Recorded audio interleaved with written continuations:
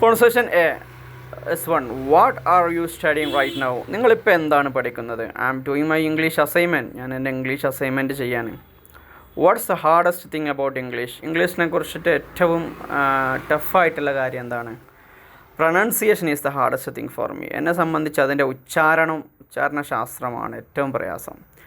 Conversation B. Can Peter understand French as well as English? പീറ്ററിന് ഫ്രഞ്ചും അതുപോലെ തന്നെ ഇംഗ്ലീഷും മനസ്സിലാക്കാൻ പറ്റുമോ? Yes, and he can speak it well too. അവന് മനസ്സിലാക്കാൻ മാത്രമല്ല, അത് രണ്ടും സംസാരിക്കാനും സാധിക്കും.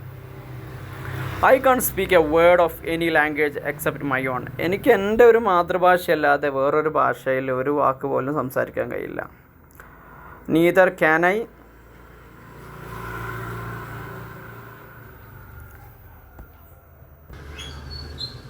ഓക്കെ, അപ്പോൾ നീദർ ക്യാൻ ഐ. അപ്പോൾ അയാൾ പറയും എന്നെക്കൊണ്ടും അങ്ങനെയൊക്കെ തന്നെ, എന്നെക്കൊണ്ടും പറ്റൂല. Conversation C.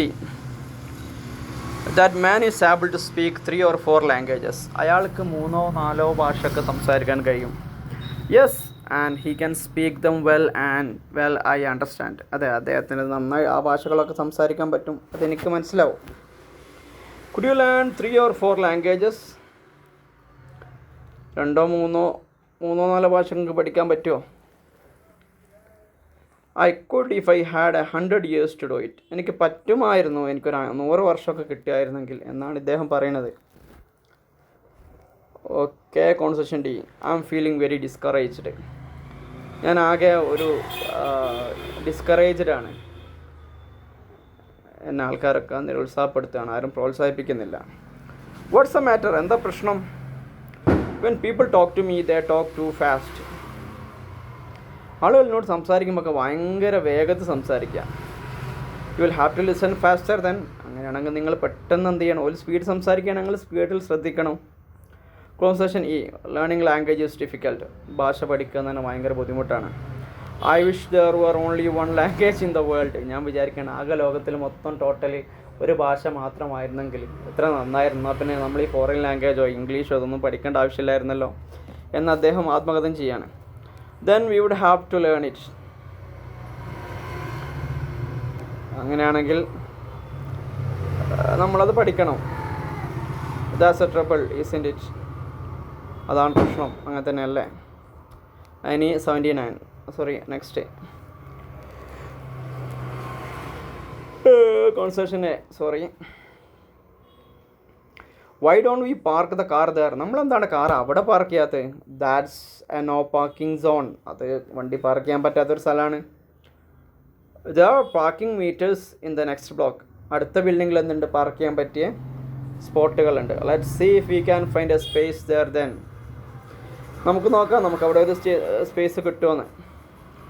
Conversation B. You'd better turn left at the next corner. അടുത്ത ഒരു വളവ് നല്ല മൂലം നിങ്ങൾ ഇടത്തോട്ട് തിരിയണം നല്ലത്. അപ്പോൾ അദ്ദേഹം പറയണം I can't no left turn. എനിക്ക് അടുത്തോട്ട് തിരിക്കാൻ പറ്റൂല. Then we will have to drive around the block. അങ്ങനെയാണെങ്കിൽ നമ്മൾ പിന്നെ ബ്ലോക്കിൽ വണ്ടി ഓടിക്കേണ്ടി വരും. റോഡ് ബ്ലോക്ക് ആയിരിക്കും. It's looks likes it. അതങ്ങനെ തോന്നുന്നു. Okay, conversation C. You are driving too fast. നിങ്ങൾ വളരെ വേഗത്തിലാണ് വണ്ടി ഓടിക്കുന്നത്. What's the speed limit? എത്രയാണ് speed limit? It's 50 miles per hour. മണിക്കൂറിൽ 50 മൈലാണ്. Then I am under the limit. അങ്ങനെയാണെങ്കിൽ ഞാൻ ലിമിറ്റിന് അണ്ടറിലാണ്. Okay, conversation D. How do you like your new car? നിങ്ങളെ പുതിയ കാർ നിങ്ങൾ എങ്ങനെ ഇഷ്ടപ്പെടുന്നു? Great, really like the automatic shift. സൂപ്പറാണ്, അതിൻ്റെ ഗിയറൊക്കെ ഓട്ടോമാറ്റിക് ആണ്. Does it have power steering? അതിന് പവർ സ്റ്റിയറിംഗ് ഉണ്ടോ? Yes, and it's got power brakes too. Power steering മാത്രമല്ല, ബ്രേക്കും പവറാണ്. ജസ്റ്റ് തൊട്ടെടുത്താൽ മതി. കോൺവെർസേഷൻ ഇ. You drive very well. നിങ്ങൾ നന്നായി വണ്ടി ഓടിക്കല്ലോ. Thanks, I always try to be cautious.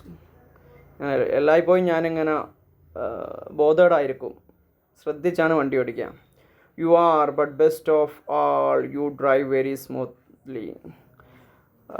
ഏറ്റവും സ്മൂത്തായിട്ടാണ് നിങ്ങൾ വണ്ടി ഓടിച്ചത്.